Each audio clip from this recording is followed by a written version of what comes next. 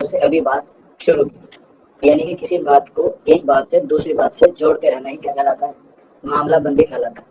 اور اس معاملہ بندی کو ہی جانتے ہوئے بھی کیا کرتا ہے؟ مکار کی طرح یا مکر کی طرح پیش کرتا ہے، اور اسے ہم لوگ بولتے ہیں مکرانہ شاعر۔ یعنی کہ بات جانتا ہے لیکن اس کو معاملہ بندی کے زیر اثر میں رکھتے ہوئے اپنی بات کو کہتے ہیں، تو اسے کہتے ہیں مکرانہ شاعر۔ اور اردو ادب میں ایک ہی مکرانہ شاعر ہے جس کا نام ہے مومن خان مومن۔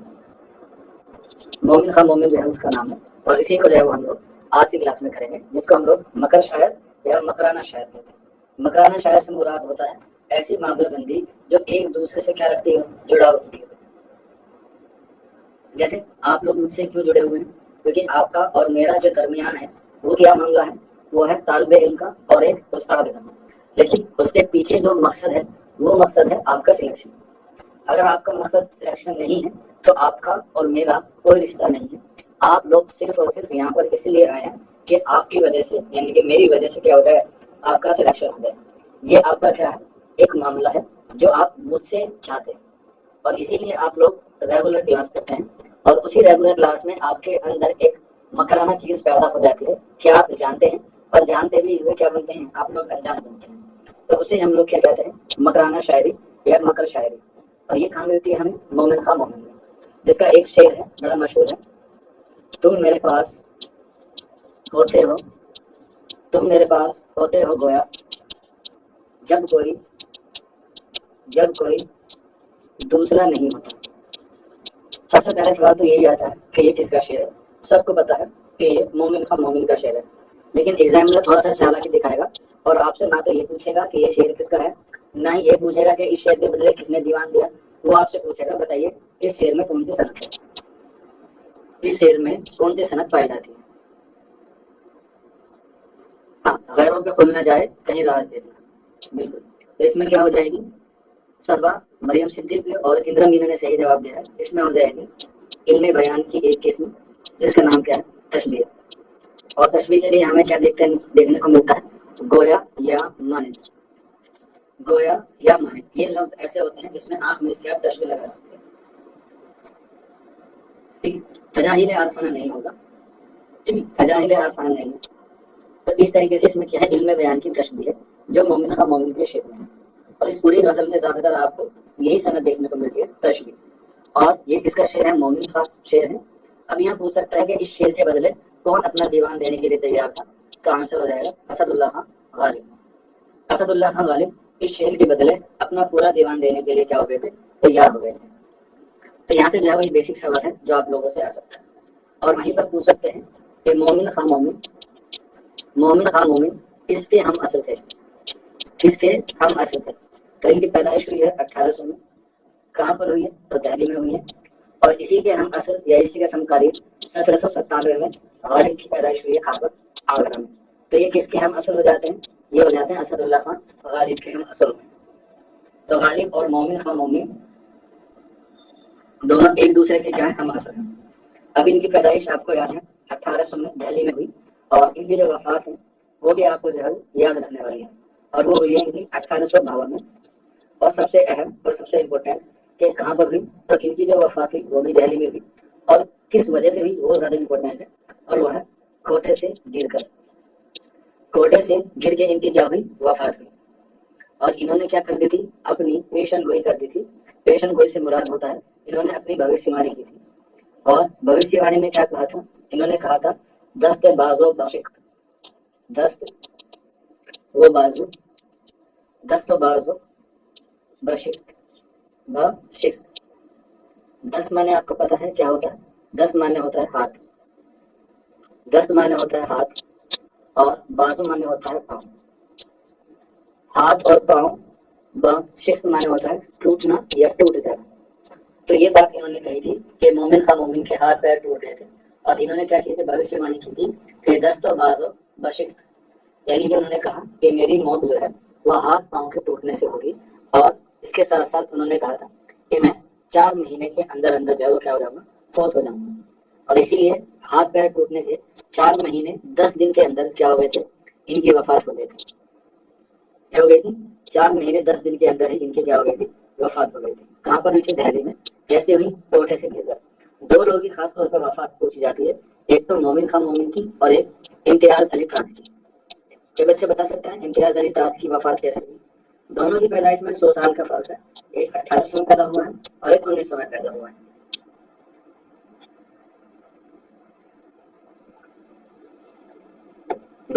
उनको क्या किया गया था? उनको कत्ल किया गया था। उनको गोलियों से, रात में चोरों ने जहां पर गोलियां बरसा दी थी। इनके वालिद का नाम गुलाम नबी खान था। इनके वालिद का नाम गुलाम नबी खान था और इनका जो सबसे मशहूर पेशा था या मशहूर काम था वो था इनका तबाबत।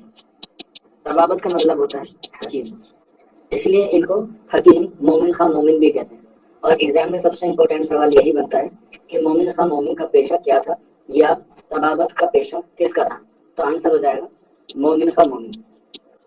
मोमिन खां मोमिन ये इतने मशहूर थे कि ईरान से एक खवातीन इनसे इलाज कराने आई थी और जब वो इलाज करके जब वो दुरुस्त हो गई या सही हो गई तो अपने मुल्क वापस चली गई और उसके गम में उन्होंने एक मसनवी लिखी थी जिसका नाम था कोले गम। एग्जाम में पूछा भी जा सकता है कि कोले गम किसकी मसनवी है? तो ये मोमिन खां मोमिन की मसनवी है जो उन्होंने एक ईरान से लेडीज आई थी, उनको शिफा मिली थी तो उसके गम में क्या हो गया था, उन्होंने ये मसनवी लिखी थी जिसका नाम था कोले गम।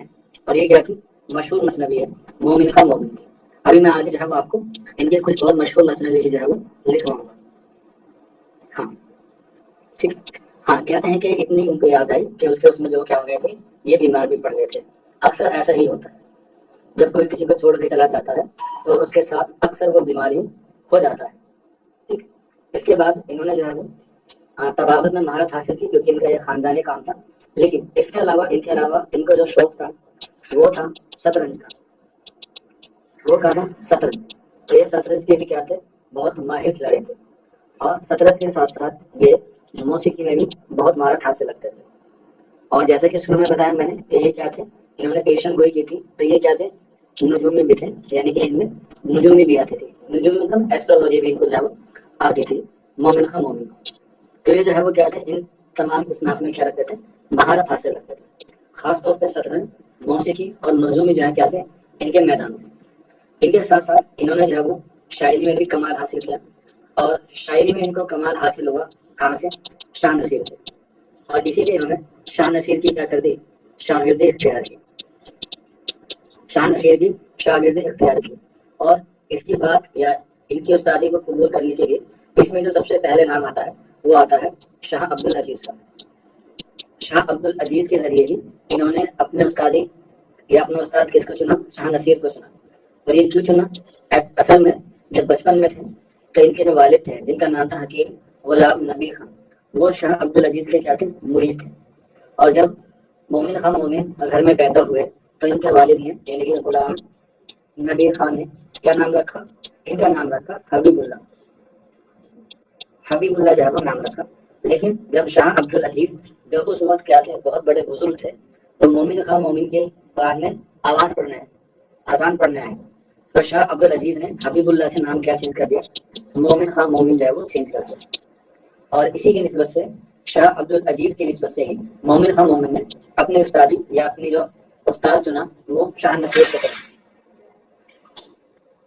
ठीक है, शाह नसीर को चुना।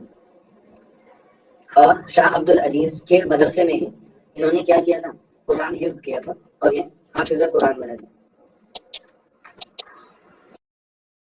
क्या बने थे, हाफिज कुरान।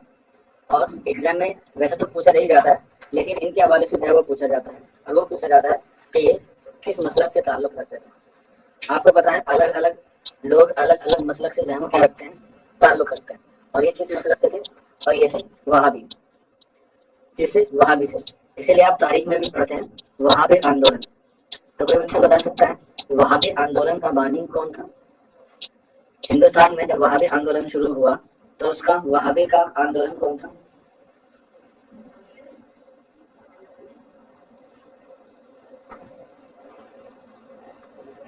वहाबी आंदोलन का बानी कौन था? जैसे अहमदिया हुआ, देवबंदी आंदोलन हुआ, खिलाफत आंदोलन हुआ, तो ठीक उसी तरह से ही वहाबी आंदोलन भी हुआ था। ये तारीख में पढ़ाया जाता है, हिस्ट्री में। एक बच्चे बता रहा है वहाउद्दीन, ठीक है, और बताइए।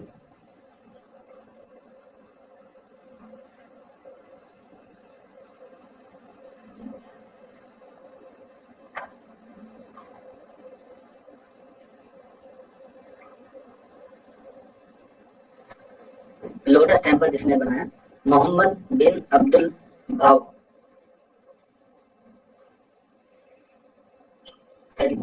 یعنی کہ آپ لوگوں کو اس کے بارے میں پتا یہ کیا ہے، یہ ساری چیزیں جو ہے وہ آپ کو یاد رہنے کے لیے، کیونکہ اس سے کیا ہوتا ہے، اس سے ساری چیزیں صحیح ہوتی ہیں. ٹھیک، بالکل صحیح بتایا ہے آپ لوگوں نے. جو وہابی آندولن ہے اس کا جو نیتا تھا وہ تھا شاہ ولی اللہ. کون تھا؟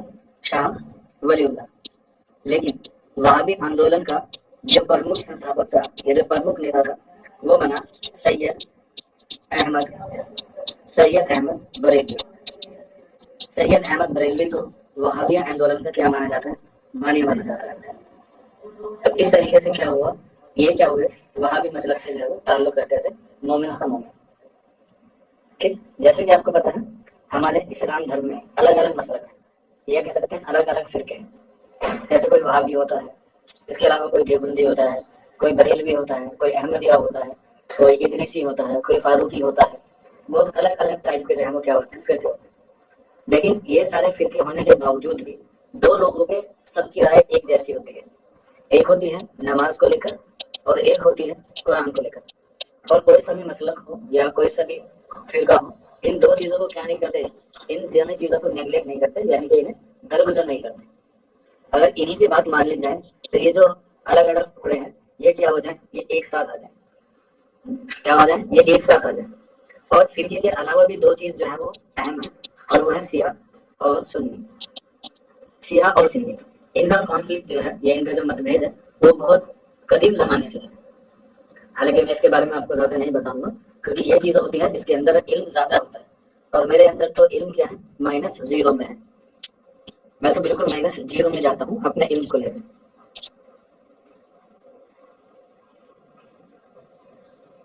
ٹھیک ہے، ہاں. تو اس طریقے سے مومن خاں مومن کا نام مومن خاں پڑا اپنے استاد کے ذریعے سے. اور پھر انہوں نے کیا کیا، انہوں نے جو ہے وہ شاعری شروع کی. اور شاعری میں بھی جو ہے انہوں نے کیا کیا، شاعری میں بھی انہوں نے غزل میں جو ہے وہ تبادلہ کی. اسی لیے ان کو کیا ہے، غزل میں بہت اعلیٰ مقام کہا جاتا ہے. جس طریقے سے قصیدے میں سودا کے بعد کس کا نام آتا ہے، آپ کہیں گے سر ذوق کا نام آتا ہے. اسی طریقے سے آپ مرثیے میں انیس کے بعد کہیں گے تو انیس کے بعد کس کا نام آتا ہے، نبی کا نام آتا ہے. تو ٹھیک اسی طرح سے اگر ہم غزل میں بات کریں تو غزل میں غالب کے بعد مومن کا نام آتا ہے. آپ کسی دن پڑھنا مومن کی غزل یا مومن کی نثر، آپ کو دوسرا شاعر جو ہے پڑھنے کے لیے جو ہے وہ کیا کر دے گا، وہ منع کر دے گا. آپ مومن اور مومن کی شاعری میں جو ہے وہ کیا ہو جائیں گے، اتنا ڈوب جائیں گے. بس یہی ہے کہ مومن کا مومن غالب کی شہرت کے نیچے کیا ہو گئے، دب گئے. ورنہ اگر غالب نہ ہوتا تو مومن کا مومن اصل میں غالب ہوتا. کیونکہ مومن خاں مومن کا صرف یہ وجہ رہی ہے دبنے کی کہ مومن خاں مومن نے نہ تو درباری شاعری کی ہے زیادہ، نہ دربار سے زیادہ وابستہ رہے. بس انہوں نے عشق اور محبت کی شاعری کی ہے. اور جب لوگ اپنا موضوع لمیٹڈ کر دیتے ہیں تو وہ کیا نہیں ہوتے، وہ مقبول نہیں ہوتے. یا تو عشق و محبت میں رہا یا وہ حسن و عشق میں رہا. ان دونوں ہی چیزوں میں یہ کیا رہ گئے، دب کے رہ گئے. اور آپ نے پہلے بھی کہا ہے، آپ نے پہلے بھی سنا ہوگا کہ مومن خاں مومن کی جو شاعری ہے وہ بہت اعلیٰ درجے کی شاعری ہے. آپ لوگوں نے پڑھا بھی ہوگا، کیونکہ ان کی شاعری میں کیا ہے، عشق کے جذبات جو ہے وہ سب سے زیادہ ابھر کر سامنے آتے ہیں. کیا آتے ہیں، سب سے زیادہ ابھر کے سامنے آتے ہیں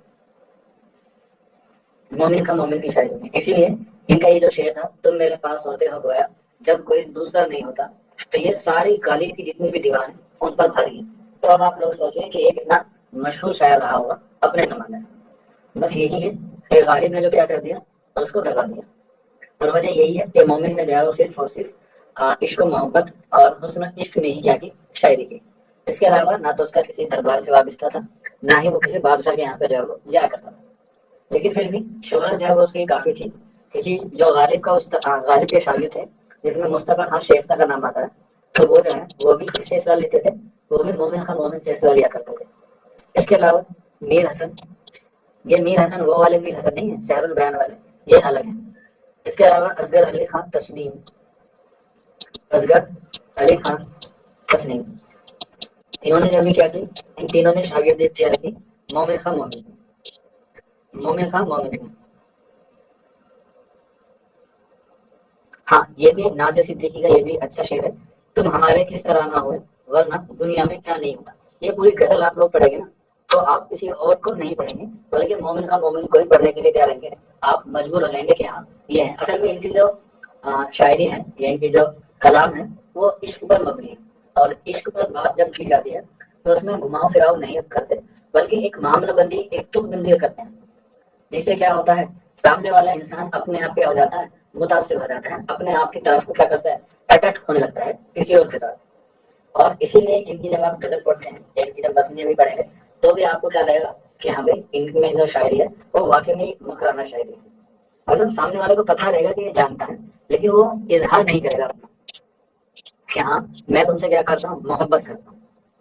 ہاں مصطفیٰ کا شیختہ بھی مومن کے ہی شاگرد ہیں. ہاں یہ تینوں مومن کے شاگرد ہیں, میں نے تینوں لکھوائے ہیں, تینوں ہی مومن کے شاگرد ہیں. چلیے اس کے بعد یہ ان کی حالت زندگی ہے, زیادہ بڑی نہیں ہے کیونکہ محض 52 سال کی عمر میں ہی یہ کیا ہوئے تھے, وفات پا گئے تھے کوٹے سے گر کر. لیکن 52 سالوں میں انہوں نے ایک کام اچھا کیا ہے جو میرے حساب سے ہے, اور وہ ہے انہوں نے 2 شادیاں کی ہیں. مومن خان مومن نے 2 شادیاں کی. پہلی جو کی ہے وہ انہوں نے 1833 کے آس پاس کی ہے, 1833 میں. اور جو دوسری شادی کی ہے وہ کی ہے تقریباً 1838 کے آس پاس. 2 شادیاں کی ہیں انہوں نے. اور دونوں شادیوں میں جو دوسری ہیں وہ زیادہ امپورٹینٹ ہے. وہ اس لیے ہے کیونکہ انہوں نے خواجہ میر درد کے خاندان میں انہوں نے کیا کی تھی, شادی کی تھی. ایک شادی کی تھی اور ان سے جو ہے ان کو 2 اولادیں ہوئی جس میں ایک کا نام انہوں نے رکھا احمد نصیر اور دوسرے کا نام رکھا انہوں نے جو لڑکی ہوئی محمدی بیگم. محمدی بیگم. تو مومن خان مومن نے جو ہے وہ 2 شادیاں کی. اور ظاہر سی بات ہے بیویوں سے زیادہ لوگ کس سے محبت کرتے ہیں, اپنے معشوقاؤں سے. تو ان کی کیا تھی, ان کی ایک معشوقہ بھی تھی. اس پہ انہوں نے جو ہے وہ بہت نظم بھی لکھی اور اس کا ذکر جو ہے انہوں نے اپنی مثنویوں میں بھی کیا ہے. اور اس کا جو معشوقہ تھی اس کا نام تھا ام الفاطمہ. ام الفاطمہ. بیوی کا نام بھلے نہ پوچھیں, حالانکہ میں نے لکھوایا نہیں ہے, لیکن اس کا نام ضرور پوچھے گا کیونکہ ان کا تخلص ایگزام میں پوچھا گیا ہے اور وہ ہے حجاب. ان کا تخلص کیا ہے, حجاب. اور ان کی معشوقہ کا نام ہے ام الفاطمہ. ام الفاطمہ. اور ان پہ انہوں نے کیا لکھی ہے, بہت ساری مثنویوں میں بھی کیا ہے. اس کے بعد ان کی دیکھتے ہیں کہ ان کی جو کلام ہے اس کے بارے میں بات کرتے ہیں. تو ان کا جو سب سے مشہور شاگرد ہے مومن خان وہ ہے مصطفیٰ خان شیختہ. ان کا جو شاگرد ہے وہ ہے مصطفیٰ خان شیختہ. مصطفیٰ خان شیختہ. تو مصطفیٰ خان شیختہ نے دیوان مومن کیا کیا, دیوان مومن. مصطفیٰ خان شیختہ نے دیوان مومن کیا کیا, مرتب کیا. اور مرتب کرنے کے بعد 1846 میں 1846 میں مولوی کریم الدین کی مدد سے 1846 میں اسے شائع کیا. کہاں سے, دہلی سے. کہاں سے, دہلی سے. اس کے علاوہ ایک سوال اور پوچھا جاتا ہے شیختہ سے, اور یہ سوال آ سکتا ہے کہ مصطفیٰ خان شیختہ نے اپنے بچوں کا اتالق کسے منتخب کیا. حجاب کس کا تخلص تھا, مومن کی معشوقہ کا نام جس کا نام تھا ام الفاطمہ. ہاں ایگزام میں یہ سوال بھی آ سکتا ہے کہ مصطفیٰ خان شیختہ نے اپنا استاد کس کو بنایا, تو آنسر ہو جائے گا الطاف حسین حالی. ٹھیک ہے, تو یہ بات میں آپ لوگ یاد رکھ لیجیے.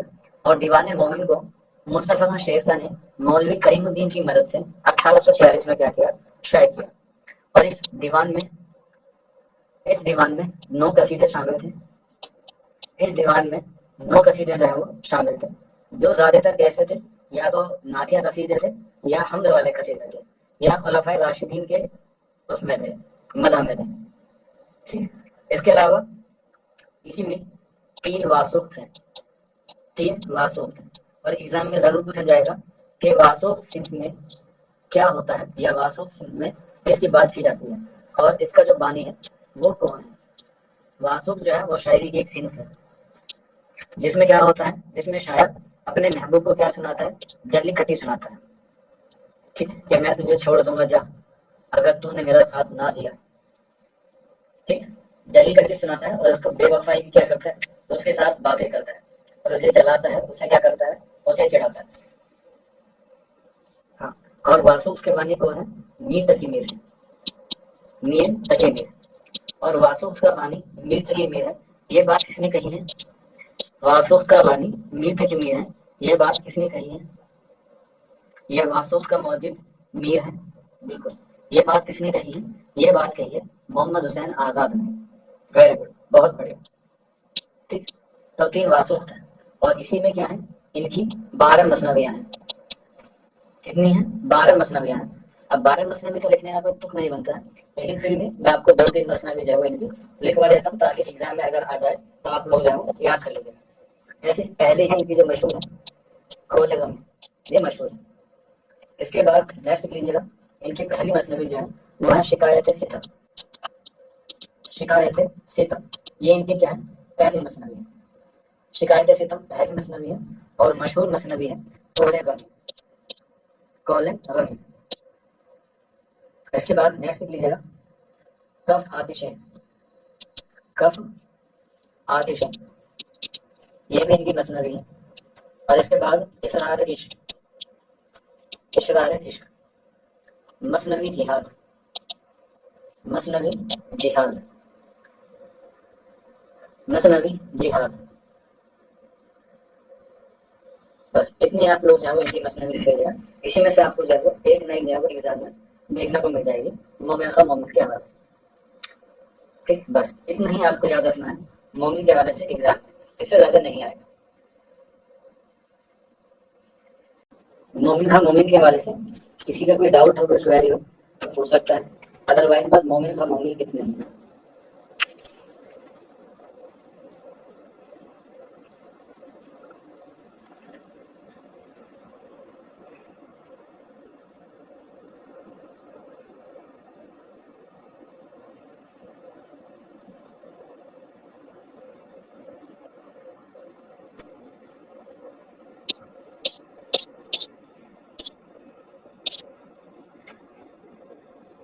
मोमिन के उस्ताद शेफ्ता के साथ कौन था? शेफ्ता के साथ बेटा, शेफ्ता शागिर्द था मोमिन का। मोमिन उस्ताद थे जिसमें मीर हसन, असगर अली खान तस्लीम और मुस्तफ़ा खान शेफ्ता, ये क्या थे? तीनों शागिर्द थे। और मुस्तफ़ा खान शेफ्ता ने ही दीवाने मोमिन को मौलवी करीमुद्दीन के साथ मिलकर क्या किया था? मुरतब किया था 1846 में, यानी कि 1846 में। साइमा खान के आगे से साइन पर कितने दिन पहले पता चलता है? बेटा आपको नोटिफिकेशन आया होगा OARS की तरफ से, यस और नो? सभी को आया ना OARS की तरफ से? तो ये आपकी टेंशन नहीं है कि सेंटर कब आएगा, सेंटर कहाँ आएगा, ये टेंशन है DSSP की। ठीक, तो आपका टेंशन ये होनी चाहिए कि सिलेबस कितना कवर हो गया, टेंशन इस बात की होनी चाहिए कि मुझे प्रैक्टिस कितनी करनी है। आपको मैंने बहुत पहले बोला था कि सेंटर दिल्ली में रहेगा, तो आप जो है वो अपना क्या कर लें, टिकट बुक करा लें। ठीक है, NCERT में इनकी मसनवी है या फिर गजल है बेटा? किस अदीब ने कहा था कि उन्हें इंतकाल के बाद नजर आतिश कर दिया जाए? किसने? मोमिन खां मोमिन को? वो तो बेटा इसमें चुपताई है, एक तो इसमें चुपताई है, इसके अलावा एक और है, दो लोगों ने कहा है। गालिब शेफ्ता के क्या थे? गालिब उस्ताद थे और शेफ्ता शागिर्द थे। हाँ, नून मिल राशिद, बिल्कुल, दो लोगों ने कहा है कि मुझे जो है वो नजर आतिश किया है, नून मिल राशिद और इसमें चुपताई में। नजर आतिश का मतलब है कि मुस्लिम समाज में क्या होता है, उनको दफनाया जाता है, जबकि नजर आतिश में अंतिम संस्कार के तौर पर जलाया जाता है। वो अलग अलग मान्यताएं हैं, वो अलग अलग आस्था है। ठीक है, चलिए, तो इसके बाद हम लोग बढ़ते हैं अपने आगे की तरफ और इनसे जो है वो आपसे सवाल पूछा जाएगा सबसे पहले, और वो है इनके शायरी के मजमूआ। 100% सवाल है कि यहाँ से सवाल आएगा और वो आएगा शायरी के मजमूए से। ये बताइए ये वाला शेर मजमूआ किसका है? अभी तक यही सवाल जो है वो एग्जाम में आए हैं और वो ये हैं, जैसे फानी, फानी में कितने अल्फाज हैं? तो आप कहेंगे सब 4 अल्फाज हैं। तो इसी तरह से फानी के कितने शेर मजमूए हैं? 4 शेर मजमूए हैं, जिसमें पहला है दीवाने फानी, और ईयर भी याद रखना है इनका, मैं आपको साथ ही साथ लिखवा रहा हूँ, दीवाने फानी 1921 में। इसके बाद बाकियात फानी, बाकियात फानी 1926 में, दीवाने फानी 1921 में, बाकियात फानी 1926 में, اس کے بعد عرفانیات فانی 1939 میں، اور وجدانیات فانی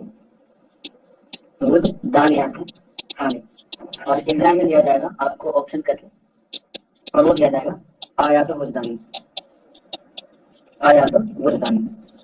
یہ والا کنفیوز کرتا ہے آپ لوگوں کو۔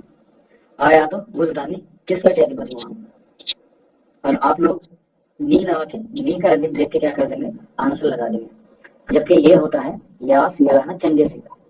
آیات وجدانی کس کا ہے، باقیات فانی چنگیز کا کہا گیا، باقیات فانی تو فانی کا ہے، چنگیزی کا ہے آیات وجدانی، اور یہی کنفیوز کرتا ہے، یہ ہے یاس یانا چنگیزی کا۔ اسی لیے کوئی بچہ تھا میرے خیال سے امنا عارف کلاس میں، امنا عارف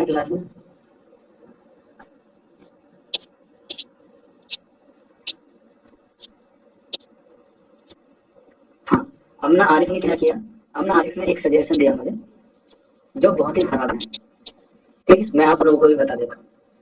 امنا عارف نے مجھ سے پوچھا کہ سر جیسے میں ابھی آپ کو کیا پڑھا رہا ہوں، مومن پڑھا رہا ہوں، تو آپ 50% جو ہے وہ ہمیں مومن کا مومن پہ ہی دے دیجیے، ٹھیک ہے، کیا کر دیجیے، مومن کا مومن پہ ہی دے دیجیے۔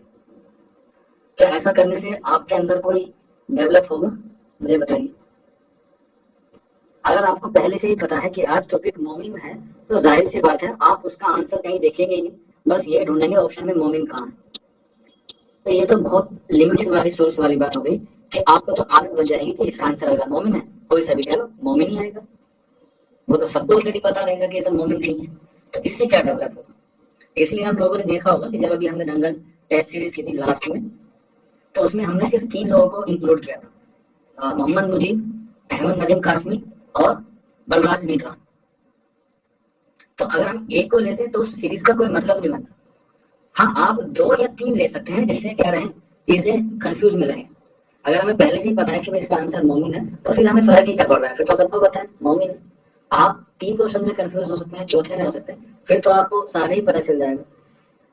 اور جو ابھی دنگل سیریز ہوئی تھی اس میں ہم نے احمد ندیم قاسمی کو انکلوڈ کیا، بلراج مینا کو کیا اور محمد مجید کو کیا۔ تو اس کا مطلب یہ ہے کہ ہم لوگ کیا چاہتے ہیں کہ کم سے کم 3 یا 4 شعراء یا ادیب یا مصنف جو ہے وہ آ جائیں جس سے سوالوں کی تعداد بھی بن جائے، کیونکہ اگر مومن میں 50 کوشچن بھی بنائیں گے تو بہت مشکل ہے، نہیں بن پائیں گے۔ لیکن اگر ہم 3 سے 4 شعراء کو ایک ساتھ کمبائن کریں گے تو یہ کیا ہو جائیں گے، ہمارے 50 کوشچن بھی ہو جائیں گے اور ہمارا جو ریویژن ہے وہ اور اچھے سے ہوگا۔ اور اسی لیے میں نے کہا تھا کہ جب ٹاپک ختم ہو جائے گا تو میں اسی ٹاپک کے سوال ہوا، جیسے ابھی آپ کا ہند آریائی ہوا تو ہند آریائی کے تعلق سے جو امپورٹنٹ کوشچنس لگتے تھے یہ اگر ایگزام میں بن سکتے تھے وہ ہم نے آپ کو دیے PDF کے طور پہ۔ اس کے بعد میں نے کہا کہ جب غزل ختم ہو جائے گی، غزل کے آغاز سے، غزل کے فن سے، میر سے، غالب سے، ان سب کے 50 یا 100 کوشچنس ہم لوگ آپ کو PDF کے طور پہ دے دیں، اور اس کا میں سلیکشن اس کا میں سولوشن بھی کراؤں گا۔ آئیڈیا اچھا نہیں ہے جو انہوں نے دیا، آئیڈیا اتنا خراب بھی نہیں ہے، لیکن خراب کا سینس یہ ہے کہ آپ کو پھر عادت ہو جائے گی کہ بھائی آنسر مومن ہی ہے۔ تو کہنے کا مقصد یہ ہے میرا کہ جب آپ کا غزل کا ٹاپک ختم ہو جائے گا تو آپ کو 100 کوشچن کی PDF پریکٹس کے طور پہ دے دی جائے گی۔ آپ کو یہ تو پتا رہے گا کہ کوشچنس غزل سے ہی ہیں، لیکن آپ کو یہ نہیں پتا ہوگا کہ آنسر کیا ہو جائے گا،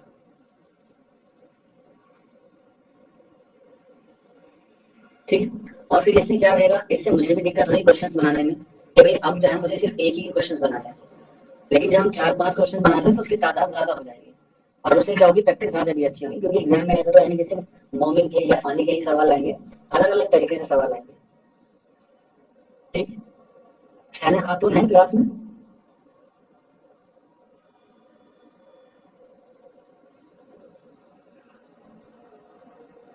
شین خاتون یا سمیرا دونوں نام ایک ہی آئی تھی۔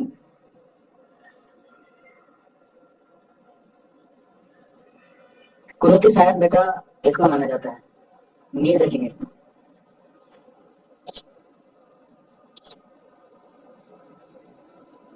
ہاں تو میں تو منع کر رہا ہوں شہناز پروین، غیر افسان کی نسل سے نہیں آئے، بالکل ہیں، اور ایسا بالکل بھی ضروری نہیں ہے کہ جو پچھلے سال آیا وہ اسی سال بھی آئے گا، اور میں آپ کو پہلے بتاتا ہوں پچھلے سال سے اس سال کا پیپر تھوڑا سا ماڈریٹ آئے گا، ٹھیک۔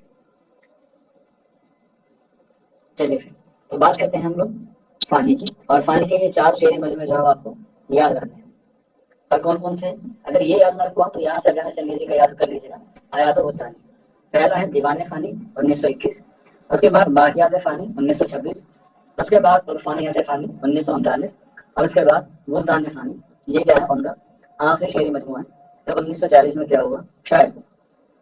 ठीक, तो इस तरीके से जो है वो आप लोग इनको जो है वो याद कर सकते हैं। इसके अलावा इनकी कुछ नसरी तसनीफ भी है, ये तो शायरी की तसनीफ हुई। इसके अलावा इनकी नसरी तसनीफ भी है, और नसरी तसनीफ में जो पहली आती है वो आती है शेर व शायरी। शेर व शायरी नाम तो इसका शेर व शायरी के हवाले से है, लेकिन ये क्या है, ये मजमून है। और मजमून किसका है, मजमून है इनका रेडियो का, तकरीरों का। किसका, रेडियो के तकरीरों का मजमूआ है, जिसका नाम है शेर व शायरी।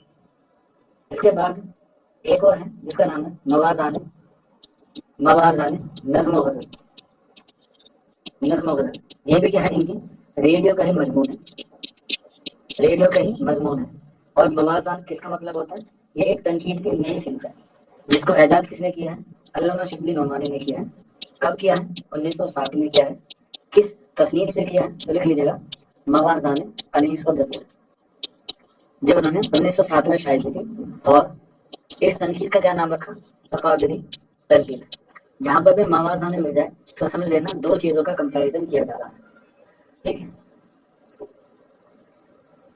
कंपैरिजन किया जा रहा है। जैसे दो बच्चों में काफी कंपटीशन रहता है हमारी क्लास में, खासतौर पर सबा व जोया, सबा व जोया। इन दो बच्चों में हमेशा कंपटीशन रहता है कि नंबर किसके ज्यादा है, कि मेरे आएंगे मेरे आएंगे। और इन दोनों के अंदर ही क्या होता है, एक अपना अलग अदबी चश्मक रहती है, एक अपना अदब माया रहता है सवाल का जवाब देने में भी, और क्लास में बात की जब मैं क्वेश्चन पूछता हूँ उससे भी। कि मेरे जो है वो सबसे ज्यादा नंबर है, मेरे जो है वो ज्यादा नंबर है। तो इसका मतलब है कि दो लोगों का कंपैरिजन जब होता है तो उसी को हम लोग क्या कहते हैं, तकाबली तनकीद कहते हैं। और ये जो है वो फानी की तरफ नस्ली तस्नीफ है। ठीक, फानी की नस्ली तस्नीफ। इसके हाँ मवाज़ा ने लिखा है, मवाज़ाने का मतलब क्या होता है, कंपैरिजन करना। इसके अलावा इनकी कुछ और तस्नीफें हैं, जैसे बयाज़ फानी, बयाज़ फानी। और ये क्या है, ये इनके फारसी कलाम का मजमुआ है, बयाज़ फानी। ये उनके फारसी कलाम का मजमुआ है, बयाज़ फानी। इसके बाद इंतखाब फानी, इंतखाब फानी। ये वो अशआर है जो फानी ने खुद लिखे हैं और उन्होंने खुद मुरतब किया है। मुरतब अक्सर कोई दूसरा करता है, लेकिन फानी के ये वो अशआर हैं इंतखाब फानी जो उन्होंने खुद लिखे हैं और खुद ही क्या किए हैं, मुरतब किए हैं। इंतखाब फानी, इंतखाब फानी। इसके बाद इनकी जो गज़लें हैं उनका अंग्रेजी में भी तर्जुमा हुआ है, तो जो गज़लें अंग्रेजी में तर्जुमा हुई है उसका नाम है अरमगान फानी, अरमगान फानी। यानी कि जो गज़लें अंग्रेजी में तर्जुमा होकर लिखी गई है उसको उन्होंने नाम दिया अरमगान फानी, अरमगान फानी। जैसे अल्लामा इकबाल का आधा फारसी में है, आधा उर्दू में है, अरमगान हिजाज। तो ठीक उसी तरह से अरमगान फानी इनकी वो गज़लें हैं जो इंग्लिश में क्या हुई है, इंग्लिश में ट्रांसलेट हुई है। सब मोमिन पढ़ रहे थे ना, फानी कब स्टार्ट हुआ, बस बेटा ऐसे समझ लीजिए कि तशबीह के बाद गुरेज कब खत्म हो गया पता ही नहीं चला, और मदा कब आ गई, मदा कब आ गई। तो गुरेज ऐसे ही होता है, पता ही नहीं चलता है। तो मैंने पता ही नहीं चलने दिया कि फानी कब खत्म हुआ, सॉरी मोमिन खा मोमिन कब खत्म हुआ। तो मोमिन खा मोमिन तब खत्म हो गया जब उसकी एमसीक्यू की बात की थी, वही खत्म हो गया ना, उसके बाद फानी शुरू हो गया। इसके बाद नेक्स्ट है इनका नक्श फानी, नक्श फानी। ये भी क्या है, इनका एक कलाम का मजमूआ है जिसका नाम है नक्श फानी। और कहा जाता है कि इसमें वो कलाम शामिल है जो इन्होंने अपने शागिर्दों के जमाने में या तालिब इल्मों के जमाने में लिखा था नक्श फानी के नाम से। क्यों, क्योंकि आपको पता है इनका नाम फानी है, लेकिन फानी से पहले ये बड़े मशहूर हुए थे किसके नाम से, शौकत के नाम से, शौकत। और एग्जाम में ये सवाल जरूर आता है कि शौकत किसका तखल्लुस था, तो आंसर हो जाएगा फानी बदायूनी, या फानी बदायूनी का असल नाम क्या है, तो आंसर हो जाएगा शौकत अली खान, शौकत अली खान। और इनकी पैदाइश कब हुई, 1879 में इनकी पैदाइश हुई। कहाँ पर, बदायूं में। और ये जब तालिब इल्म के ज़माने में थे, तालिब इल्मों के ज़माने में थे, तो इनके जो वालिद थे वो इनकी शायरी को बहुत टेढ़ी नज़रों से देखा करते थे, और उसी कलाम को जब ये बड़े मशहूर हो गए तो इन्होंने नक्श फ़ानी से क्या किया, उसे शायरी किया। लेकिन सिर्फ उसमें वही कलाम था जो उनके क्या थे, तालिब इल्म के ज़माने में थे। और बात है तकरीबन 1890 की, 1890 की बात है, जब उनकी उम्र कितनी थी, महज 11 साल। तो 11 साल की उम्र में क्या कर दिया था, इन्होंने अपनी पहली गजल लिख ली थी। इतने माहिर थे कि महज 11 बरस की उम्र में इन्होंने जो है वो क्या की थी, अपनी पहली गजल लिखी। और पहली गजल लिखने के साथ अपना तखल्लुस भी रख लिया था, और वो रखा था शौकत। और अपने घर वालों से छुप के, खास तौर पे अपने वालिद, जिनका नाम था शफाअत अली खान, शफाअत अली खान इनके वालिद का नाम था, इनसे छुप के क्या किया करते थे, गजलें या शेर व शायरी किया करते थे। लेकिन कहते हैं ना कि जो हुनर होता है वो छुपता नहीं। तो इसी तरह से तकरीबन 6-7 साल बाद उनके जो कलाम था नक्श फ़ानी, जो इन्होंने मुरतब कर रखा था, या कह सकते हैं लिख रखा था, 1898 में शफाअत अली खान को जो है वो मिल गया। और इतना गुस्सा हुए कि 1898 में जो इनका कलाम उन्होंने अब तक लिखा था 8-9 साल में, उसको क्या कर दिया, उसको जला दिया। क्या कर दिया, जला दिया या नजर आतिश कर दिया। तो उनकी जो 6-7 साल की मेहनत थी वो क्या हो गई, वो हो गई एकदम खाक हो गई, एकदम राख हो गई। और लेकिन कहते हैं ना कि कोई इंसान के अंदर अगर जज्बा है तो वो फिर दोबारा से शुरू करता है, फिर वो री स्टार्ट करता है। तो इसीलिए जब सब कुछ खत्म हो जाता है, सब दरवाजे बंद हो जाते हैं, सब खिड़कियां बंद हो जाती हैं, सब लोग साथ छोड़ देते हैं कि जा अब तेरा सिलेक्शन नहीं होगा, तभी फिर एकदम से एक इंसान आता है, गायब से उसके मदद आती है, और फिर उसका जो है वो सिलेक्शन हो जाता है। जैसे क्लास में काफी सारे बच्चे हैं जो सिर्फ शबरोज में ही जुड़े हैं, ना तो डू में है, ना ही डाई में है, और ना ही ड्रीम में है, लेकिन शबरोज में है। तो शबरोज के लिए वही बात है कि वो क्या हुई है, उनके लिए गायब से उनके दरवाजे खुले हैं।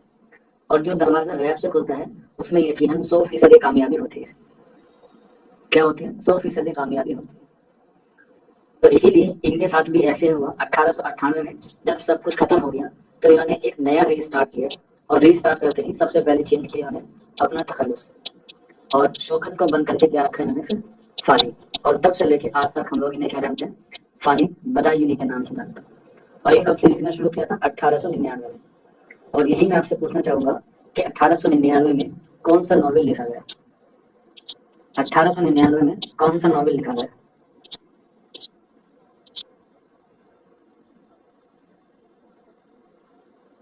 बिल्कुल, कौन सा लिखा गया, वो है उमराव जान अदा, उमराव जान अदा। और इन्होंने लगातार 5-6 साल तक शायरी की। लेकिन जब क्या हुआ, बंगाल विभाजन हुआ 1905 में, और 1906 में क्या हुई, मुस्लिम लीग बनी। तो उस वक्त ये क्या हो गए थे, ये मूवमेंट में, या कह सकते हैं एक तरीके से आज़ादी में जुड़ गए थे। और तकरीबन इन्होंने 1906 से लेके और 1917 तक कोई शायरी नहीं की, कोई भी शायरी नहीं की। उसकी वजह क्या थी, एक तो मूवमेंट था, और उसके अलावा सेकेंड वर्ल्ड वॉर भी हुआ। क्या हुआ, सेकेंड वर्ल्ड वॉर हुआ। और हमारे देश की हालत क्या हो गई, बहुत खस्ता हो गई। हमारा देश जो है वो क्या हो गया, बहुत गुर्बत की जिंदगी जीने लगा। और इसीलिए जब इन्होंने शायरी शुरू की दोबारा से, क्योंकि इनका जो पहला दीवान जब शायर हुआ, या शेरी मजमू जो शायर हुआ, वो 1921 में हुआ। तो उसमें एक लफ्ज जो है वो बार बार आया है, और वो आया गुर्बत का। वो इसीलिए आया क्योंकि इन्होंने भुखमरी, अकाल हमारे देश में और मुल्क में जो है वो पढ़ते हुए देखा। तो गुर्बत का जो लफ्ज आया है वो बार बार इन्हीं की शायरी में आया है, फानी बदाई हुई है। और जिसके दिल में गुर्बत होती है वो ही क्या होता है, मायूस होता है। और जो मायूस होता है उसे ही हम लोग बोलते हैं कुनूतियत का शायर। कुनूतियत का मतलब होता है एक तरीके से उदासी या मायूसी। गुर्बत की वजह से ही क्या आया है, कुनूतियत इनके अंदर आई है। और फानी बदायूनी को क्या कहा जाता है, कुनूतियत कहा जाता है, यानी कि उदासी या मायूसी। तो कुनूतियत का शायर कौन है, फानी बदायूनी। और गुर्बत का लफ्ज किसके यहाँ पर आया है बार बार, ये भी फानी बदायूनी के उसमें ही आया है, कलाम की खसूसियत है गुर्बत भी। लेकिन गुर्बत होगी, कुनूतियत होगी, इसके अलावा इन्हीं का एक कह सकते हैं, इनके दोस्त कह सकते हैं, जिनका नाम था रशीद अहमद सिद्दीकी। रशीद अहमद सिद्दीकी, तो रशीद अहमद सिद्दीकी ने इन्हें कहा है यासियात का इमाम, यासियात का इमाम कहा है। तो ये तीनों बातें, गुर्बत और कुनूतियत और यासियात का इमाम, इसमें जो है वो यासियात का इमाम फानी बदायूनी को किसने कहा है? रशीद अहमद सिद्दीकी ने कहा है। कोई बच्चा बता सकता है यासियात का माने क्या होता है? यासियात के माने क्या होता है? बेटा वो कुनूती शायर कहा गया है। यहाँ पे कुनूती शायर नहीं कहा गया है, बल्कि इनके शायरी की कलाम की खुसूसियत बताया गया है। दोनों का मतलब अलग है। यासियात का बताइए क्या कहते हैं?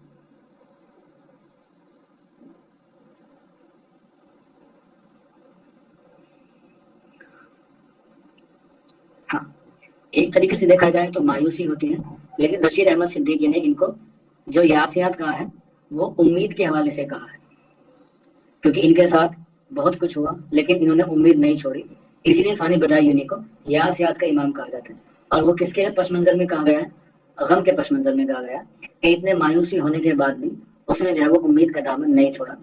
तो रशीद अहमद सिद्दीकी ने उन्हें यासियात का इमाम कहा है, रशीद अहमद सिद्दीकी को।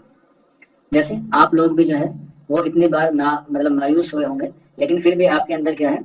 उम्मीद है, एक बेजारी है आप लोगों के अंदर कि हाँ इस बार तो हमारा सिलेक्शन हो ही जाएगा, चाहे गिर के हो, चाहे पढ़ के हो, चाहे टूट के हो, कैसे भी हो, पर हो जाएगा। पिछली बार जो हमसे गलती हुई है वो इस बार गलती नहीं होगी। तो ये क्या है? ये एक उम्मीद है, एक पॉजिटिव है। और हमेशा इंसान को पॉजिटिव रहते हुए क्या करना चाहिए? काम करना चाहिए। बहुत से बच्चे अभी भी इस बात को लेकर डरे हुए हैं कि हमारा सिलेबस पूरा नहीं है, क्या सिलेक्शन हो जाएगा? बिल्कुल हो जाएगा। बस जितना आपने पढ़ा है उसे रिवीजन करते रहिए रेगुलर तौर पे, और उसी को आप अपने दिमाग में रखें। जो पढ़ा है वो आपके दिमाग से नहीं जाना चाहिए, और जो नहीं पढ़ा वो आपके दिमाग के अंदर नहीं आना चाहिए। तो रशीद अहमद सिद्दीकी ने क्या कहा? यासियात का इमाम जो है वो कहा है। इसके अलावा जैसे कलकत्ता का सफर गालिब ने किया था, तो इसी तरह से फानी से भी पूछा जाता है कि फानी ने कहाँ का सफर किया था? तो फानी ने किया था हैदराबाद का सफर।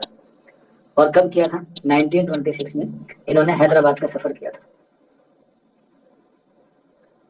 दो बार किया है, 1927 में और दूसरा, और 1926 में पहला और 1927 में दूसरा। और दोनों ही इन्होंने वहां के महाराज था महाराजा किशन प्रसाद, उनके कहने पर किया था। महाराजा किशन प्रसाद, महाराजा किशन प्रसाद के कहने पर इन्होंने वहां का क्या किया था? सफर किया था। और हैदराबाद इनको इतना पसंद आया कि इनकी वफात भी हैदराबाद में ही हुई 1941 में। हैदराबाद में ही क्या हुई? इनकी वफात हुई 1941 में।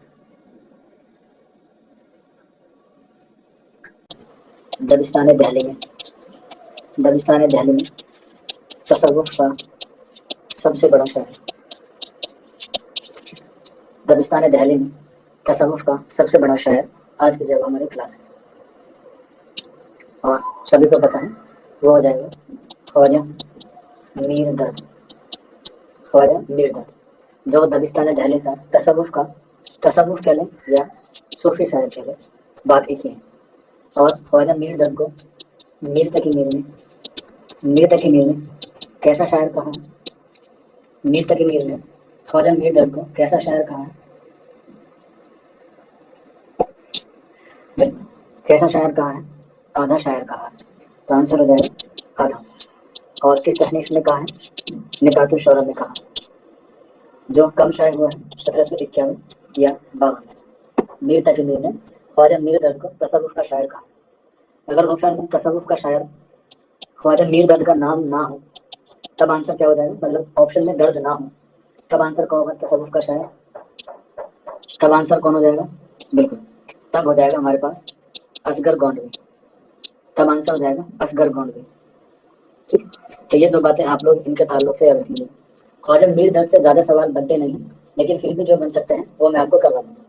तो सबसे पहले तो यही पूछा जाता है कि दबिस्तान दिल्ली का तसव्वुफ का शायर कौन है या सूफी शायर कौन है? तो आंसर हो जाएगा ख्वाजा मीर दर्द। इनका नाम ख्वाजा मीर, और दर्द क्या था? इनका तखल्लुस। दर्द इनका तखल्लुस। पैदाइश 1721 में हुई, कहाँ पर? दिल्ली में। और वफात 1785 दिल्ली में। ये उर्दू अदब का ऐसा वाहिद शायर है जो जो कभी भी दिल्ली से बाहर नहीं गया। ये दिल्ली का ऐसा वाहिद शायर है जो कभी भी दिल्ली से बाहर नहीं गया। پیدائش بھی یہیں ہوئی اور وفات بھی یہیں ہوئی۔ یہیں پر میں آپ لوگوں سے پوچھنا چاہتا ہوں کہ یہ جو بھی میں نے یہاں پہ استعمال کیا ہے یہ ہندی گرامر میں یا ہندی ویاکرن میں کیا کہلاتا ہے؟ ہندی ویاکرن میں یا ہندی میں کیا کہلاتا ہے قواعد کے اعتبار سے؟ یہ 2018 کے سی ٹیٹ کے ایگزام میں آیا تھا، میرا شنکر نہیں کہتے ہیں۔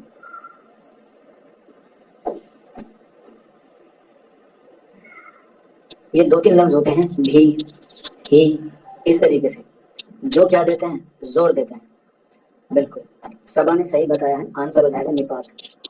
جو لفظ زور دے کے بات کہی جائے یعنی کہ کبھی بھی، آج ہی، اس سال ہی، تو اس سے کیا پتہ چلتا ہے کہ جو لفظ زور دیا جائے اسے بولتے ہیں نپات۔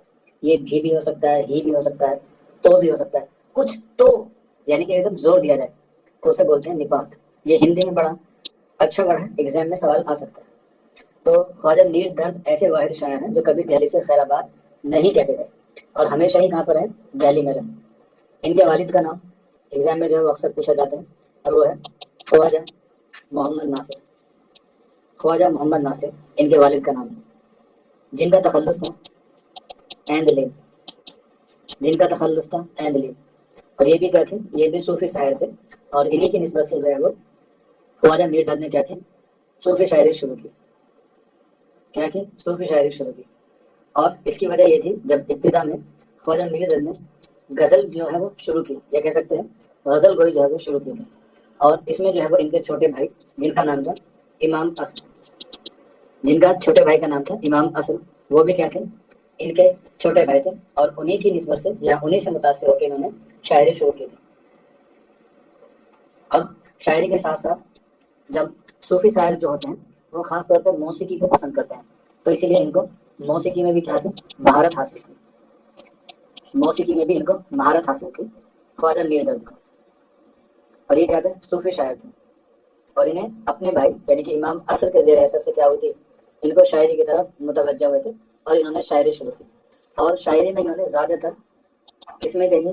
غزل میں طبع آزمائی کی، غزل میں طبع آزمائی کی۔ یہ ایسا واحد شاعر ہے جس نے نہ تو کوئی قصیدہ لکھا اور نہ ہی کوئی مثنوی لکھی، صرف اور صرف کس میں طبع آزمائی کی ہے؟ غزل میں۔ صرف اور صرف غزل میں اس نے کیا لیا؟ آزمائی کی ہے، کس صرف تو صرف اور صرف غزل میں، نہ قصیدہ کا۔ ہاں نثری تصنیف انہوں نے ضرور کہی ہے، لیکن شاعری میں انہوں نے صرف غزل میں جو ہے وہ طبع آزمائی کی ہے، اور ان کے جو ہے وہ غزل میں کیا ہے؟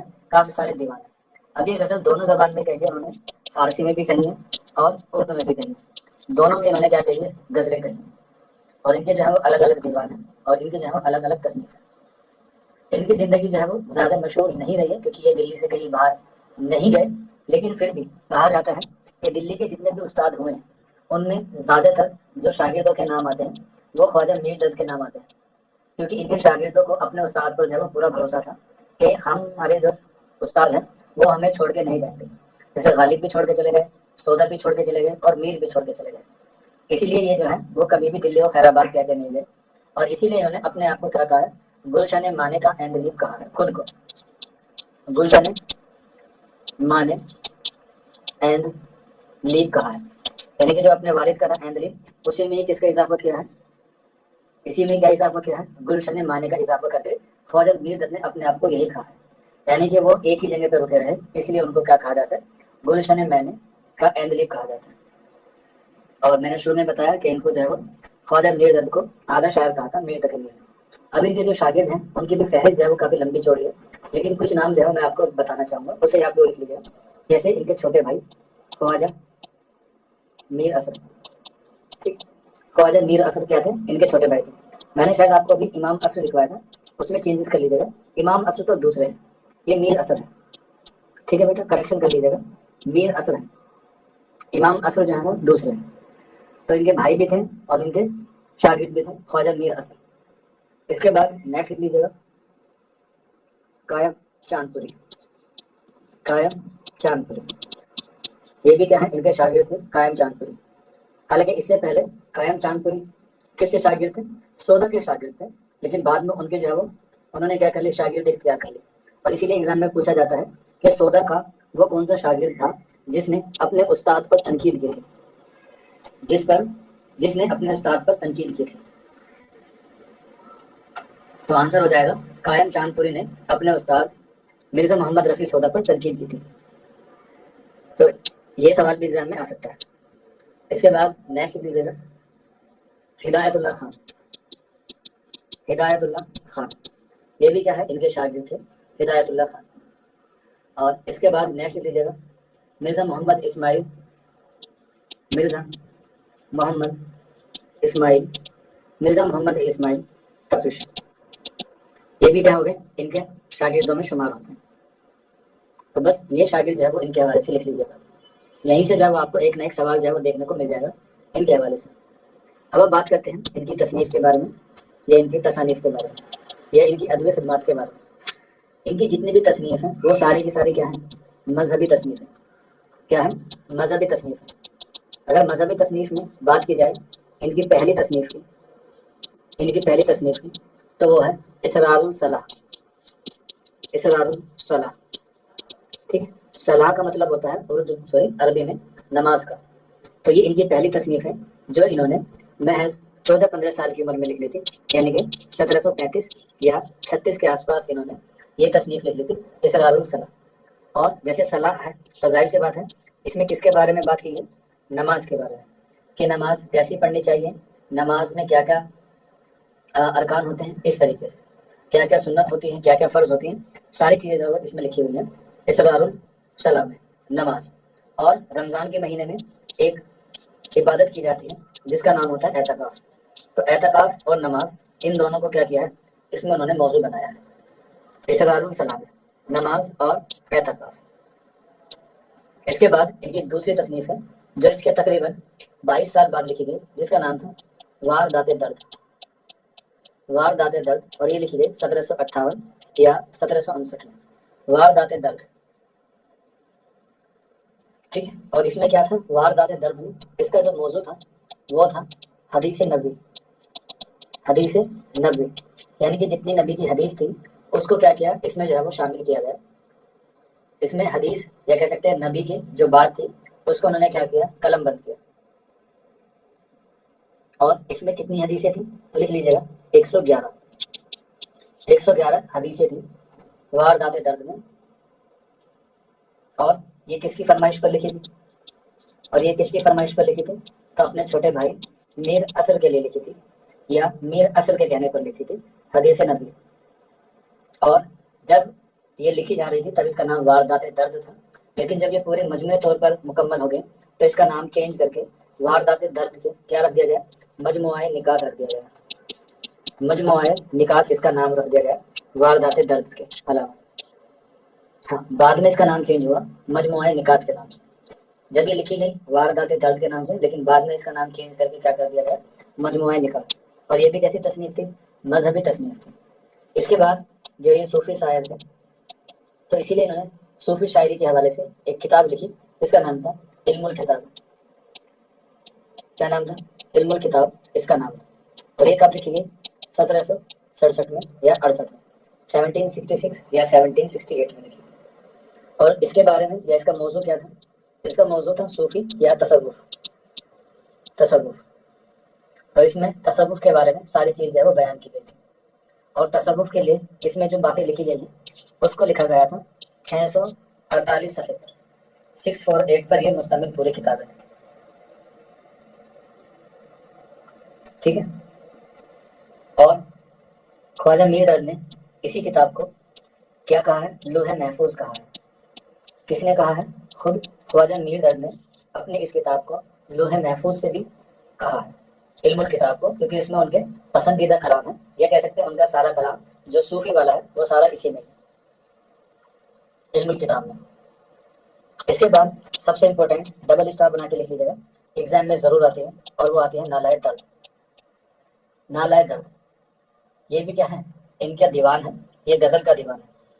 حالانکہ نالائے درد آپ نے اقبال کی نظم بھی پڑھی ہوگی لیکن یہاں پہ یہ کیا ہے ان کا غزل کا دیوان ہے نالائے درد. اس کے بعد آہ سرد. آہ سرد یہ بھی کیا ہے ان کا دیوان ہے آہ سرد. اور اس کے بعد شمع محفل. شمع محفل اور درد دل. दर्द दिल, ये क्या है, ये इनके सारे शायरी के मजमू हैं, खास तौर पे गजल के। गजल के क्या है, ये इनके सारे के सारे शेरी मजमू हैं।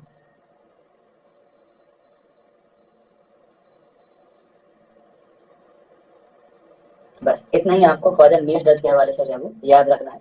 इससे ज्यादा जो है वो आपसे एग्जाम में पूछा नहीं जाएगा और ना ही आता है ख्वाजा मीर दर्द के हवाले से। हाँ, इनका एक शेर है जो अक्सर एग्जाम में पूछा जाता है, उसे आप लोग जरूर लिख लीजिएगा, और वो ये है, तसव्वुफ का शायर है, मतलब तसव्वुफ का शेर है। जग में आकर इधर उधर देखा, जग में आकर इधर उधर देखा, तू ही नजर आया, तू ही आया, सॉरी, तू ही आया नजर, जिधर देखा, जिधर देखा। तो ये शेर है, ये तसव्वुफ का शेर है। लेकिन अगर एग्जाम में ऑप्शन में तसव्वुफ ना आए, तब इसमें आपको कौन सी सनद दिखाई दे रही है, तब इसमें कौन सी सनद दिखाई दे रही है?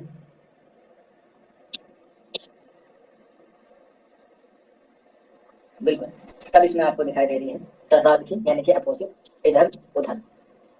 ठीक, क्या हो रहा है, इधर उधर। तो इससे भी जो है वो आप लोग एग्जाम में क्या कर सकते हैं, अंदाजा लगा सकते हैं कि ये किसका शेर है। ये मीर दर्द का शेर है, अक्सर यही पूछ लिया जाता है। ठीक है, बस ख्वाजा मीर दर्द में इतना ही याद रखना है, बाकी इससे ज्यादा आपको याद करने की जरूरत नहीं है। बस फिराक गोरखपुर, ठीक, ये है हमारे फिराक गोरखपुर। इनसे 3 सवाल सबसे ज्यादा आते हैं, वही मैं आपको बता देता हूँ। पहला सवाल आता है, इनका असल नाम क्या है। इनका असल नाम है रघुपति सहाय, रघुपति सहाय। सबसे पहला सवाल तो यही आता है कि इनका असल नाम क्या है, तो आंसर हो जाएगा इनका रघुपति सहाय। इसके बाद जो दूसरा सवाल आता है, इनको ज्ञानपीठ अवार्ड कब मिला, ज्ञानपीठ अवार्ड कब मिला, तो 1869 में मिला। ज्ञानपीठ अवार्ड कब मिला, 1869 में, ओह सॉरी 18 कहाँ है, 19, 1969 में मिला, 1969 में मिला, 1869 में नहीं, 1896 में तो पैदा ही हुए हैं, वो थोड़ा सा वो हो गया। 1969 में इनको ज्ञानपीठ अवार्ड मिला। इसके अलावा किस तसनीफ पर मिला, किस तसनीफ पर मिला, तो इनका शेरी मजमूआ है जिसका नाम है गुल नगमा, उस पर इनको क्या मिला, ज्ञानपीठ अवार्ड मिला।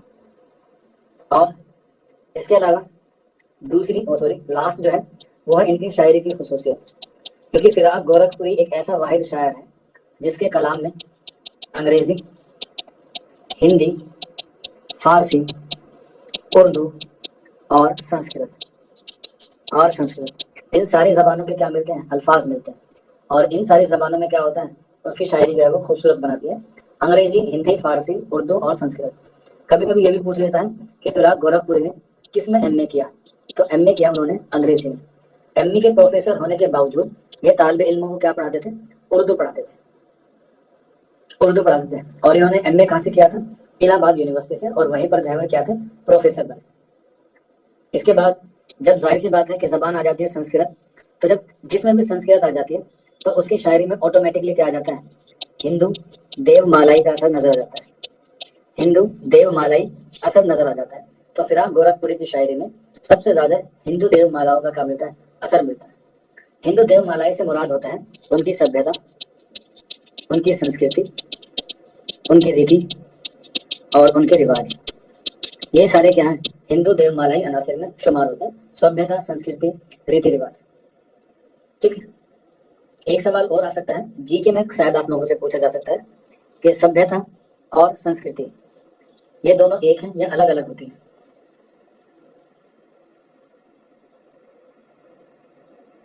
सभ्यता और संस्कृति, हाँ, दोनों अलग अलग होती हैं। अब अलग अलग होती हैं तो जाहिर सी बात है इसमें कुछ ना कुछ फर्क जरूर होगा। तो बताइए फिर सभ्यता और संस्कृति में फर्क क्या है, सभ्यता और संस्कृति में क्या फर्क है।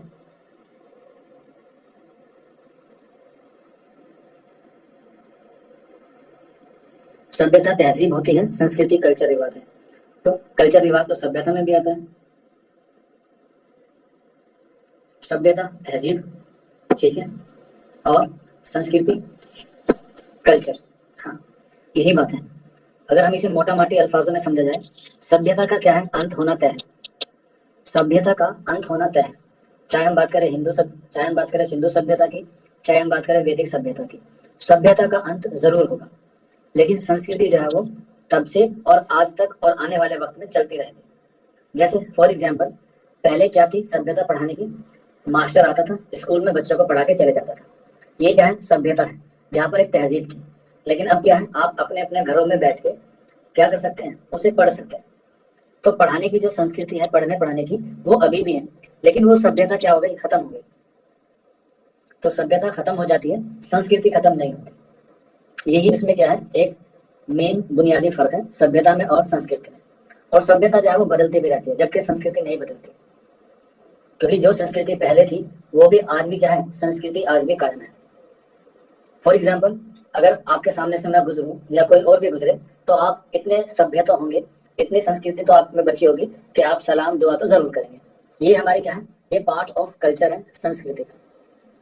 वो अलग बात है कि आप लोग नहीं देख पाते हैं, सिर्फ आप लोग मेरी आवाज सुनते हैं, लेकिन एक रिस्पेक्ट, एक इज्जत, या एक जो आपने किताबों में पढ़ा है कि माँ बाप से भी ज्यादा दर्जा एक स्टूडेंट का होता है, सॉरी, माँ बाप से भी ज्यादा एक टीचर्स का दर्जा होता है। तो ये क्या है, ये संस्कृति है और आज भी ये कायम है। जैसे अगर विवाह करना हो तो उसकी क्या है, उसकी संस्कृति जो पहले थी आज भी वैसे ही है। तो जो सभ्यता है उसका अंत होना तय है, और जो संस्कृति है वो ताउम्र तक चलती है। तो यही फर्क होता है बेसिकली सभ्यता और संस्कृति। हालांकि आप इसे अलग अलग वे में भी लेके जा सकते हैं, लेकिन बुनियादी मतलब यही है। तो ये जो सभ्यता और संस्कृति का जो कॉम्बिनेशन है, ये हमें सिर्फ और सिर्फ फिराक गोरखपुरी के यहाँ पर जो है वो देखने को मिलता है। और ये जो सभ्यता और संस्कृति का असर पड़ा है फिराक गोरखपुरी पे, वो उनकी माँ के जरिए पड़ा है, और उनकी माँ का नाम था दुलारी देवी। स्टार बना के लिख लीजिएगा, मोस्ट इंपोर्टेंट है। फिराक गोरखपुरी की माँ का नाम यानी कि वालदा का नाम दुलारी देवी। इनकी पैदाइश हुई है 1896 1896 में, कहाँ पर, गोरखपुर में। और वफात हुई है 1982 1982 में, कहाँ पर, दिल्ली में। और वालिद का नाम इनका गोरख प्रसाद, गोरख प्रसाद क्या था, इनके वालिद मोहतरम का नाम था। और इनकी वालिदा का नाम दुलारी देवी, मोस्ट इंपोर्टेंट है। और इसके बाद इनके उस्ताद भी आते हैं फिराक गोरखपुरी के, और वो हैं, शायरी के उस्ताद अलग हैं, तो मैं आपको सिर्फ शायरी के लिखवा दे रहा हूँ। और वो हैं अमीर मीनाई। अमीर मीनाई क्या है, इनके शायरी के उस्ताद हैं, और इन्होंने क्या सीखी है, इन्हीं से इन्होंने शायरी सीखी है, अमीर मीनाई से। हालांकि शायरी इन्होंने अमीर मीनाई से सीखी है, लेकिन इन्होंने बहुत से लोगों को क्या किया, असर कबूल किया, जिसमें सबसे पहला नाम आता है मुस्तफी, गुलाम हमदानी मुस्तफी। जाहिर सी बात है, फॉर एग्जाम्पल, आप मुझसे पढ़ते हैं, लेकिन मैं आपका फेवरेट टीचर नहीं हूँ, ठीक है ना, आप मुझसे पढ़ रहे हैं, लेकिन आपका मैं फेवरेट टीचर नहीं हूँ। तो इसी तरह से फिराक गोरखपुरी ने शायरी किसे सीखी, अमीर मीनाई से सीखी, लेकिन उनको जो पसंद आई अंदाज पढ़ने का या पढ़ाने का, वो आया मुस्तफी से। तो इसीलिए मुस्तफी के क्या थे, दिल दादा थे। दिल दादा से मुराद होता है पसंदीदा। तो शायरी में अमीर मीनाई से इस्लाह ली, लेकिन इनका जो पसंदीदा था वो था मुस्तफी, गुलाम हमदानी मुस्तफी। लेकिन वो कहते हैं ना कि जिस इंसान को हम शिद्दत से चाहो, वो कहीं ना कहीं बीच में क्या हो जाती है, खटपट हो जाती है। तो बस गुलाम हमदानी मुस्तफी से इनकी क्या हो गई, खटपट हो गई। और इसीलिए इन्होंने फिर अपने नए उस्ताद चुने, जिनका नाम था दाग दहलवी, दाग दहलवी। तो अमीर मीनाई, मुस्तफी और दाग दहलवी, इनसे इन्होंने क्या लिया, ज्यादातर इस्लाह ली।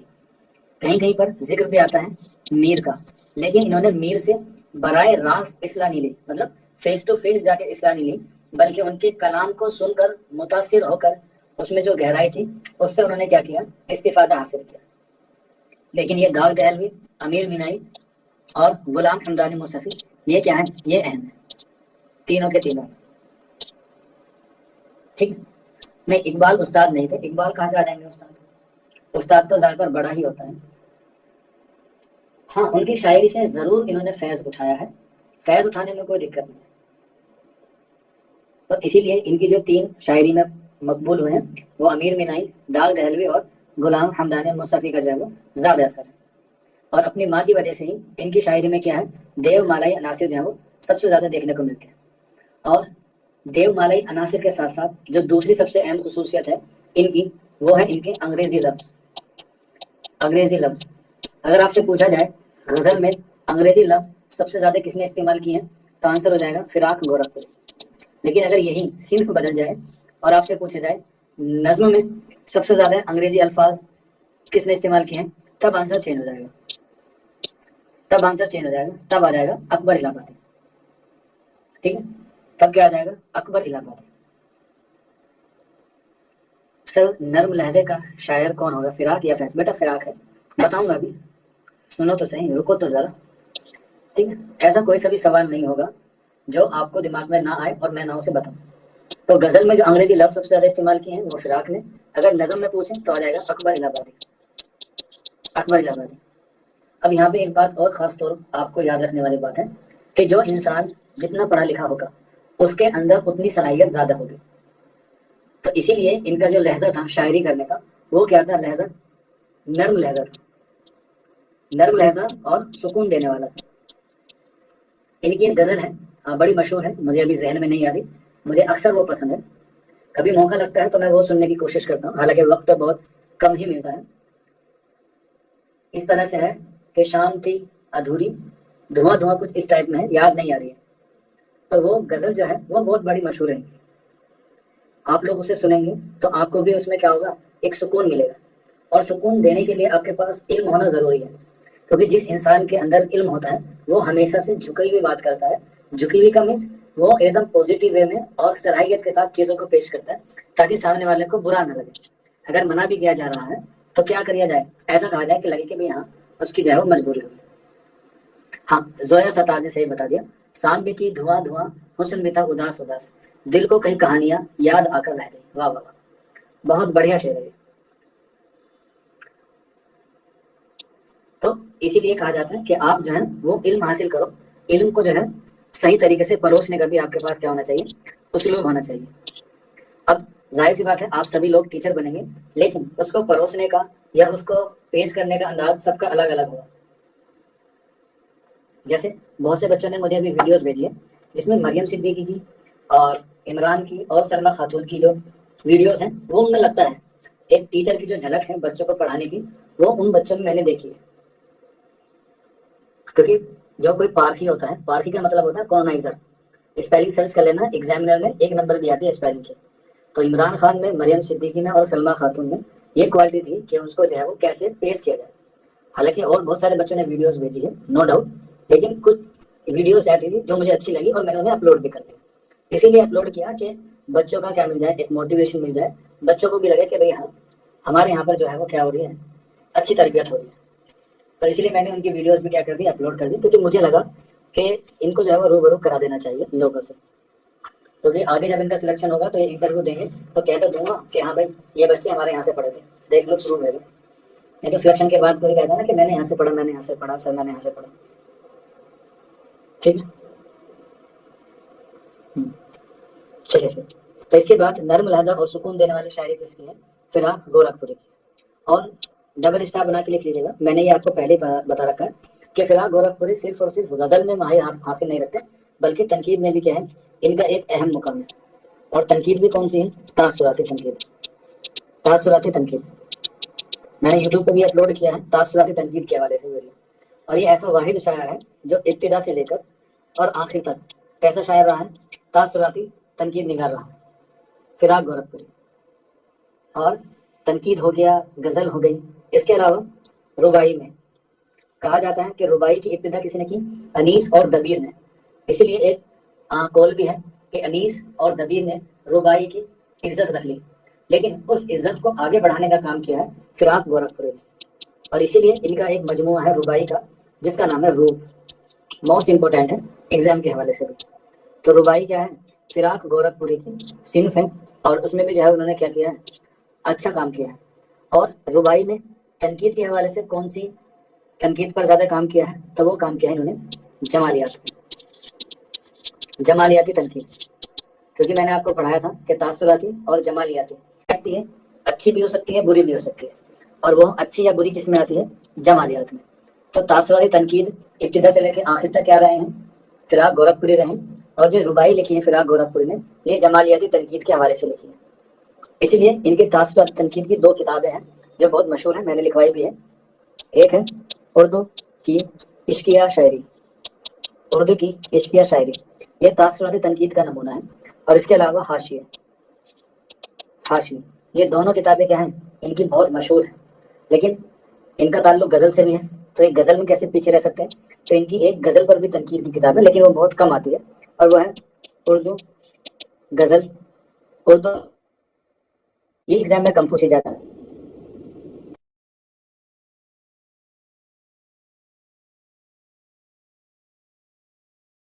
ان کو جو ہے وہ آپ شہناز پروین کہہ رہی ہے سر ہمارا انٹرویو ہوگا کیا؟ ہاں بالکل ہوگا، ایسے کیسے ہوتا ہے؟ شادی کے بعد جوتا چورائی تو ضرور ہوتی ہے، سلیکشن کے بعد تو ضرور ہوگا انٹرویو، کیوں نہیں ہوگا؟ کیوں انٹرویو سے ڈر رہے ہو کیا؟ اچھا سمجھ میں آیا، ارے نہیں ڈی ٹریپل ایس میں انٹرویو نہیں ہوگا، وہاں تو آپ کو صرف نو دے دیا جائے گا appointment letter, D S S B میں نہیں ہوتا۔ ہاں آپ لوگ دینا چاہیں تو چوک انڈسٹریل اکیڈمی کو دے سکتے ہیں تاکہ اور بچوں کا بھلا ہو جائے، ہمارا تھوڑا سا پروموشن ہو جائے جو ہم نہیں کرتے ہیں۔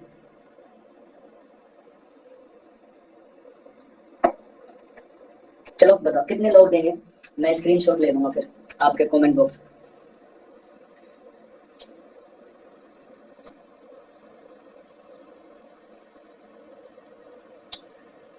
کیونکہ پھر مجھے پتا رہے گا آپ کا اسکول کون سا ہے۔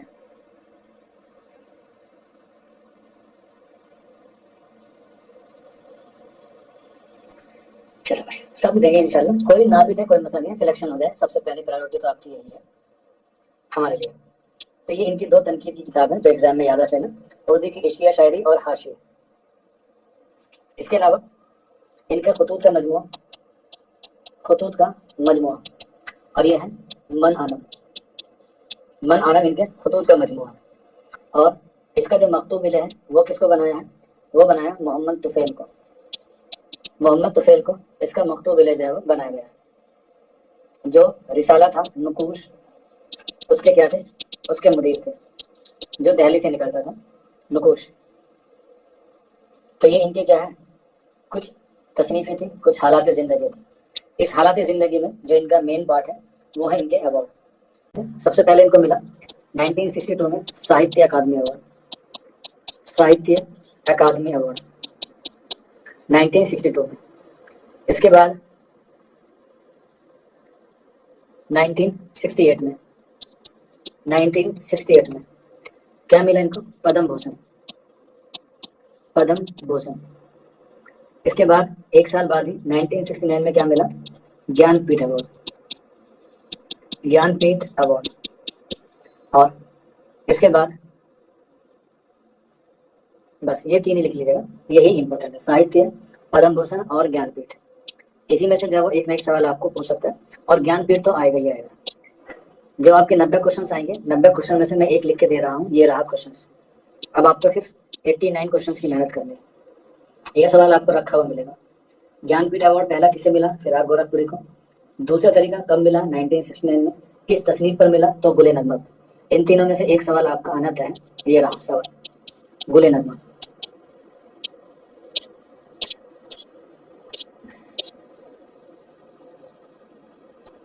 گلزار کا ریئل نیم کیا ہے؟ گلزار کا ریئل نیم کیا ہے؟ تھا تو میرے ذہن میں تھا ابھی، سو سے بنتا ہے، سندر سنگھ بنتا ہے یا سدرشن سنگھ، کچھ اس طرح سے ہی نام ہے ان کا نام، ہاں سمپورن سنگھ بنتا ہے، بالکل سدرشن سنگھ نہیں ہے، سمپورن سنگھ ہے، سدرشن سنگھ نہیں ہے، میرے سے شاید کہیں پر غلط پروننسیشن ہوا ہوگا، سمپورن سنگھ ہے۔ ان کا ایک مضمون بھی ہے اسی نام سے، سمپورن سنگھ کے نام سے، اور ان کا تخلص ہے گلزار، ٹھیک ہے، اور گلزار کے نام سے کیا کرتے ہیں وہ لکھتے ہیں۔ چلو تو یہ ہو گئے ان کے گیان پیٹھ ایوارڈ۔ یہ کچھ شاعری کی تصنیف ہے وہ آپ لوگوں کو لکھ لیجیے، جس میں ان کا پہلا شعری مجموعہ آتا ہے تحفہ خوشتر، تحفہ خوشتر 1922، 1922 میں۔ اس کے بعد روح کائنات، روح کائنات، یہ بھی ان کا شعری مجموعہ ہے روح کائنات۔ اس کے علاوہ روح میں نے آپ کو لکھوا دیا، اور یہ کیا ہے؟ رباعی کا مجموعہ ہے۔ ایئر بھی لکھنا چاہتے لکھ لیجیے گا 1946، 1946۔ اس کے بعد گل نغمہ، گل نغمہ 1959، گل نغمہ 1959۔ اور یہ تینوں ایک ساتھ ہیں جو آپ کو یاد رکھنی ہے، ہزار داستان، غزلستان اور شیرستان اور شہرستان، یہ تینوں کے تینوں کیا ہیں؟ ان کے شعری مجموعے ہزار داستانیں، غزلستان اور شہرستان۔ تو ایگزام میں کنفیوز مت ہوئیے گا ان تینوں سے، ہزار داستان، غزلستان اور شہرستان، تو یہ ان کی کیا ہیں؟ غزلیں ہیں جو ایگزام کے حوالے سے آپ سے پوچھی جا سکتی ہیں۔ اس کے علاوہ ان کی دو نظمیں ہیں جو ایگزام میں اکثر پوچھی جاتی ہیں اور ایگزام میں پوچھی بھی گئی ہیں، جیسے ایک ہے ہنڈولہ۔ ہنڈولہ آپ لوگوں نے دیکھا کیا ہوتا ہے ہنڈولہ؟ ہنڈولہ جب آپ لوگ کہیں میلے میں جاتے ہیں تو ہنڈولے میں گھومتے پھرتے ہیں، جو بجلی کے اوپر چلتا ہے ایک دم، بیٹھے ہیں آپ لوگ کبھی اس میں ہنڈولے میں؟ ہاں جھولا بھی بولتے ہیں اسے ویسے ہنڈولہ۔ ہاں ایک بچے کا نام نوچندی کا جھولا ٹھیک ہے۔ ہاں یہ بھی یاد رکھ لینا کہ کون سا میلہ کہاں پر لگتا ہے، تو وہاں سے بھی جو ہے وہ ایک دو سوال اگر آ جائیں گے تو آپ لوگ اسے کر سکتے ہیں ہنڈولہ۔ اور اس کے علاوہ ان کی ایک اور نظم ہے دھرتی کی کروٹ۔ دھرتی کی کروٹ، یہ دو نظمیں ہیں ایگزام میں جب آپ لوگوں سے پوچھی جا سکتی ہیں۔ فراق گورکھپوری، ٹھیک، چلیے بس اتنا ہی آپ کو اس کے حوالے سے یاد رکھنا ہے، فراق گورکھپوری کے حوالے سے زیادہ آپ کو یاد کرنے کی ضرورت نہیں ہے۔ ہنڈولہ اور دھرتی کی کروٹ یہ ان کی کیا ہے؟ یہ ان کی نظمیں ہیں۔ حالانکہ انہوں نے بہت ساری اور بھی تصنیفیں لکھی ہیں، جیسے ان کا ایک افسانہ بھی ہے جس کا نام ہے سرخ گلاب، انہوں نے افسانے میں بھی توازن کی ہے، سرخ گلاب۔ اس کے بعد گوپال اور چرواہا، گوپال اور چرواہا، لیکن یہ آئے گا نہیں لیکن پھر بھی لکھ لیجیے گا، سچ کہا ہے، یہ ان کے تین افسانے ہیں، سرخ گلاب، گوپال اور چرواہا اور سچ کہا ہے۔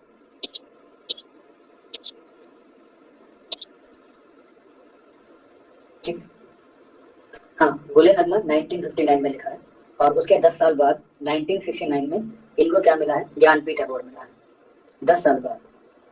ہنڈولہ بیٹا نظم ہے، ہنڈولہ اور یہ کیا بولتے ہیں دھرتی کی کروٹ، یہ ان کی دونوں نظمیں ہیں، ٹھیک۔ اس کے علاوہ ایک اور لکھ لیجیے گا اور وہ ہے اندازے، یہ بھی ایگزام میں بہت پوچھی گئی ہے، اور یہ کیا ہے؟ ان کے مضامین کا مجموعہ ہے اندازے، مضامین کا مجموعہ اندازے، ٹھیک۔ بس تو یہ اس طریقے سے آپ کی غزل جو صنف ہے وہ ختم ہو گئی ہے۔